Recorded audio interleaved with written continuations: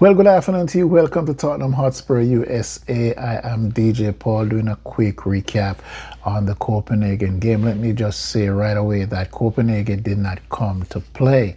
I don't understand the scouting report going into a 4-4-2 formation, basically handing the ball to a team that does nothing in the front in the attack by way of creating. And so I think they got it all wrong. And plus they're obviously not a good team. I think they came to get a point and walk away, trying to frustrate Spurs into that type of setup. But Javis Simons, I think, actually played well to lead the creative part. Not so much what he did with Johnson, but the fact that he was moving and feeling comfortable enough to sometimes be standing next to Porro. That's actually a good thing on the other side of midfield. Him coming back to help out and start the attack was a good thing. And of course, can go back to that at the ball to Johnson was actually a very, very good pass to open up Johnson, but the goalkeeper make a meal of it.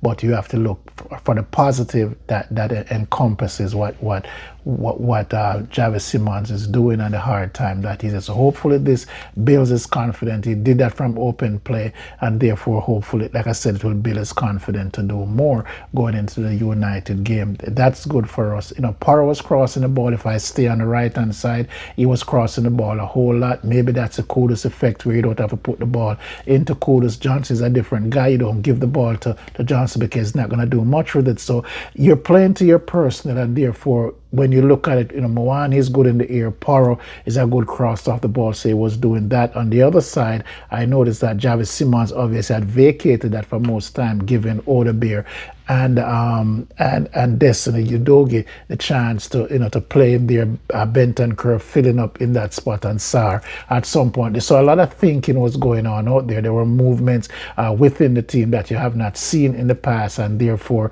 I like that. I like the fact I see Kolo Muani making an effort to get back, and that will build up your legs if you come back and defend and go forward. You got to bust your gut. Some of them are futile runs, but that in itself is going to build you up. And he was doing that great assist that he has to Odebeer and the pressure that he put on the ball quick, and he went at the goalkeeper, and that's why we got the goal. So that was hard work. That was very industrious. Of course, Van de Ven, nothing gets better than that. But overall, when you look at the game itself, I think that's a good bounce back game, and hopefully we can do a number on United and go off on a good note.